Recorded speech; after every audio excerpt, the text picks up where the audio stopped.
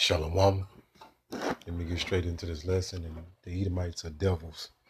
It's been this continual battle between Jacob, you know, Slakia, also known as Israel, and the Edomites. And this hatred goes back into the beginning of so-called time. So I'm gonna get into some very important history that you need to know um, going into this whole King James. Right. So first off, let's go here.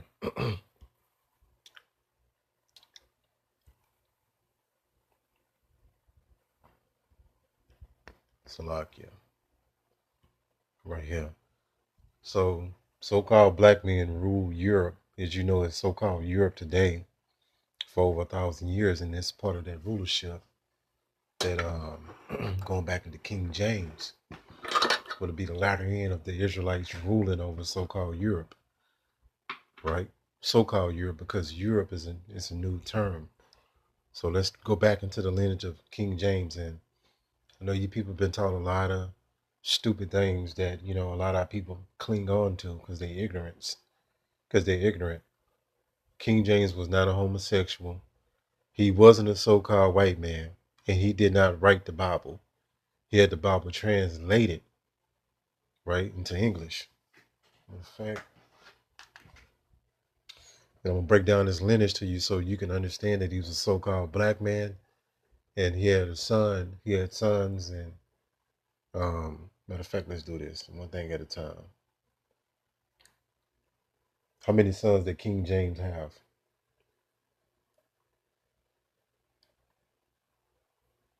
One second. Uh, One second. He had more than one son. You know what I'm saying? Um, so he had three. So he had more than one son. But I just want to go into. I'm gonna keep it simple because I'm gonna go down another rabbit hole. So this is some of the lies that you've been taught in mainstream Christianity. And when you go to King James and Google, let me show you something real quick. All right. So when you go to Google, this is nothing but a lie and propaganda. They got King James as a so-called white man. This is a forgery image. Let me go back here. I'm gonna show you the real King James. I'm gonna show you his son, which would be Charles the First, and he had another son. Charles the First, and then I'm talking about the ones that went to the throne. And Charles the First had a son, Charles the Second, that was known as Black Boy, right? So let's get into this lineage right here. So if you're looking at this at the top, it says James, I think that's 6, and First of England in 1567 through 1625. So King James authorized the translation of the King James Version Bible. That's why you got the name King James Bible. He authorized it to be into English. I think he put together 47 scholars that translated from Greek and Hebrew and a little Latin.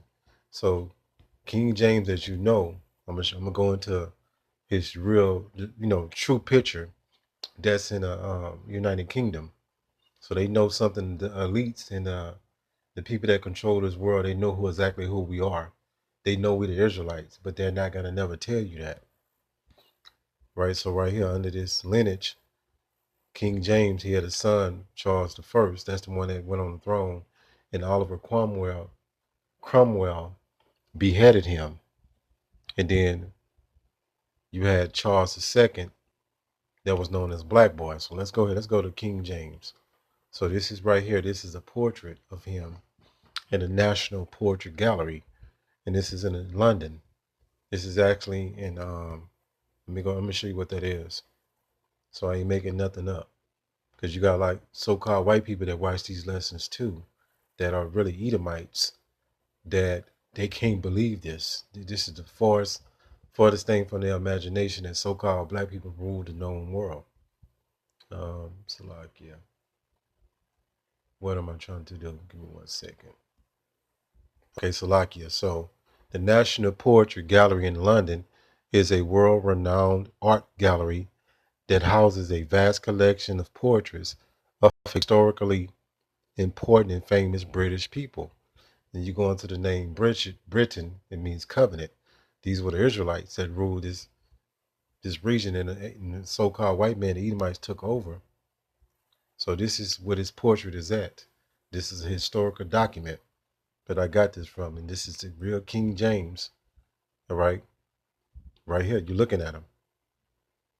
He's a so-called black man, kind of got the vibe of Judge Joe Brown, to a degree. But you can clearly see that this is a so-called black man, and this would explain why his grandson, uh, Charles II, was known as Black Boy. So if I go, I'm gonna show you that lineage. So right here, King James had a son. The son that took the throne was Charles I, and then Charles I's son was Charles II. Right? That's the one was known as Black Boy. I'm gonna prove that to you. So, and I'm gonna show you Charles I first, right here.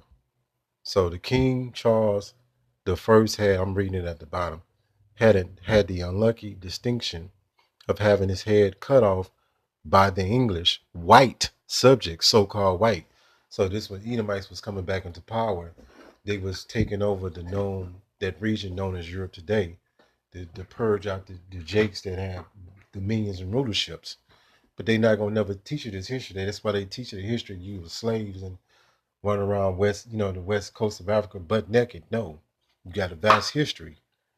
It says right here, I'm gonna read this again. And I was been kind of studying this pretty much all day, and I was seeing how I was gonna put it together because there's like a lot of different moving parts. So I just prayed to Yahweh Bashim Yahweh Shai to help me. It says King Charles I had an unlucky distinction of having his head cut off by the English, so-called white subjects in his realm. It says King Charles I wasn't the only one to suffer this indignation. When the English overran the country, they hung and decapitated the men, raped the women, and burned the citizens at stakes, and dashed the children against stones. So they go back into how we're gonna get our revenge back, pursuant to the book. I think that's Psalms. Dash these little devils. You know what I'm saying? We're gonna get our get back, but this is all his history. Edom has always tortured us, destroyed us, and you're looking at a so-called black man and many black so-called kings that were Israelites that ruled, as you know, today as Europe. Right here, this is this King James' son, Charles I. This is his son that took the rulership. And then you had King's first son was known as Black Boy. Right, so I'm just making that connection. But when you go into Google, when you go to let's see here, right here, Charles II.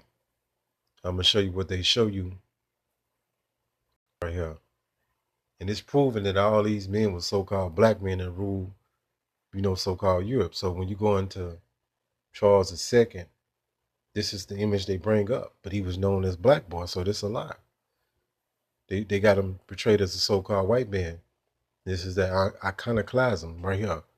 It says, yes, Charles II was sometimes referred to as the Black Boy, but now they starting to lie. They just starting to cut the lie right here. But this was not because of his African descent. So why would they? And he wasn't African. He was an Israelite. So watch this right here. It says contemporary usage. It says in the 17th century, the term so-called black was used more broadly to describe someone with a darker complexion, including those with dark hair and eyes. Right here, Charles II appearance. It says contemporary accounts describe Charles II as having black hair and a darker complexion. He was a so-called black man because this is his father right here. Right here. Right? King Charles I. And this is King Charles I's father is King James right here. I'm giving you the lineage. I was praying to the Yahweh Ba'ashim Yahweh Shai to help me put this together because it's a lot. And this is found in the National Portrait Gallery in London. So they know this. They know this is the truth. You just don't know this. And King James was an Israelite. His son, Charles I, was an Israelite. And it's proved that so-called black men ruled so-called Europe. Right here. The son of King Charles I, and whose nickname was Black Boy, he was the King of England, Wales, France, Scotland, Spain, and Ireland. It is important that we begin to dialogue about the history that is currently being taught in these so-called schools of higher education. This dialogue, it says, cannot simply end at the governmental level. We must also include the churches in this dialogue. I am a firm believer that when the education institutions worldwide fail the people, it is the churches, it ain't the church's responsibility because the churches have so a lot. But you get the point, right? So let's go back here. So the person, King James is the one that authorized, he put the, resources together to get the Bible translated into English. I showed you his son, Charles I, and Charles II was known as Black Boy, right? So what they call it, Edomite Black Boy. Let's go here. So 2nd Ezra 6:28. It says, as for faith, it shall flourish. It says, corruption shall be overcome. It says, and the truth which have been so long without fruit shall be declared. And that's what we're doing. We're breaking down all the lies. Because when people go to King James, this is the imagery that comes up. And they got all these lies about him, that he was a homosexual, that, so on and so forth. People think he actually wrote the Bible out of their own ignorance. He didn't write the Bible. Our ancestors had been compiling the books together, the scrolls, and it was put into a codex form, right, around in the AD era. So right here, let's go here. So Edom, the so-called white man, and then, like I said, it's a lot of history that goes into that Oliver Cromwell. I'm gonna be going into this book right here. Let me show you, to go into all that vast history, because this is actually in London right now, the House of Commons. They got all this. It's a lot of stuff, man. Right here, this book right here. And you had the so-called Black Irish, so on and so forth. Our people was all over so-called Europe. They was in rulership, and the so-called white man was a peasant, right? But they not gonna never teach you this. They gonna always teach you that you were slaves and you came from the west coast of Africa. We came from all over the world, but a bulk of the Southern Kingdom did come out of the west coast of Africa, so-called Africa. But you had the Northern Kingdom was over here in the so-called Americas. You had it in Europe. We was all over, and they had rulerships. It says iconoclasm. It says the action of attacking or assertively rejecting cherished beliefs in institutions or established values and practices. Let me go to a better definition. It says iconoclasm is the social belief in the importance of the destruction of icons and other images of monuments. That's what the so-called white man has done, because I'm going to go into a deeper dive and show you in London when they got Oliver Cromwell statue and they got Charles the First right in front of him across the street. And this shit is deep. It's all symbolic, but the general public don't know this. The elites and the people that's learned, they know this. But this 98% of people in this world, they don't know none of this history.